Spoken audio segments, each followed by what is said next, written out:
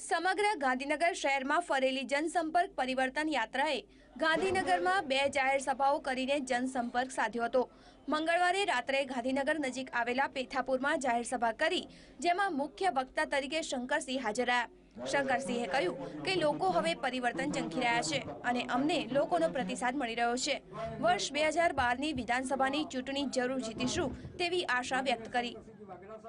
2012 ડિસેમ્બરમાં આવનાર જે ઇલેક્શન છે એમાં મને દિવાલ ઉપર લખેલું દેખાય છે કે 100% પરિવર્તન થવાનું, ગુજરાતમાં ભાજપના બદલે કોંગ્રેસનું શાસન આવવાનું, આવું પ્રજાનો અભિપ્રાય ગુજરાતભરના લગભગ 170 જેટલા તાલુકાઓમાં ફર્યા પછી હું તમને કહું છું કે પરિવર્તન એ કુદરતી પ્રક્રિયા છે, મતદારોએ નક્કી કર્યું છે। હું માનું ત્યાં સુધી ભાજપની એકની એક વાતો સાંભળીને, એકની એક જાહેરાતો જોઈને ફેડઅપ થઈ ગયા છે।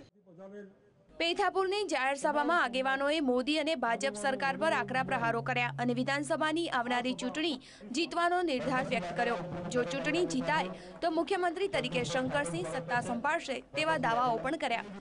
મુખ્યમંત્રી તરીકે પ્રોજેક્ટ કરવા વિશે શંકરસિંહને પૂછતા તેમણે કહ્યું કે પ્રજા અમને સત્તા સોંપશે તો પક્ષના ધારાસભ્યો જ ગુજરાતના મુખ્યમંત્રી નક્કી કરશે તેવી તેમણે પ્રતિક્રિયા આપી।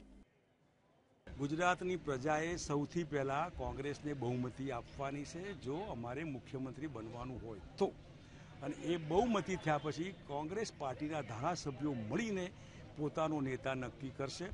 એ સારી વાત છે કે પક્ષના આગેવાનો આવી વાત કરતા હોય। તેથી ભૂતકાળમાં જે અમે કરેલા કાર્યો 1 વર્ષ માટે, જેમાં એટલા બધા કામો થયા છે, એ પ્રજાને યાદ આવે એટલા માટે જરૂર કહેતા હશે, પણ છેવટે બહુમતી એ પાયાનો સિદ્ધાંત છે, પ્રજાએ આપવાની છે। ચૂંટણી જીતવા માટેની કોંગ્રેસની મહેનતની પરીક્ષા લોકો લેશે, પણ પ્રચાર વખતે ગુજરાતના સર્વોપરીની રેસનો ગણગણાટ કોંગ્રેસની અંદર શરૂ થઈ ગયો છે। હેમંત ગોલાણી, વીટીવી, ગાંધીનગર।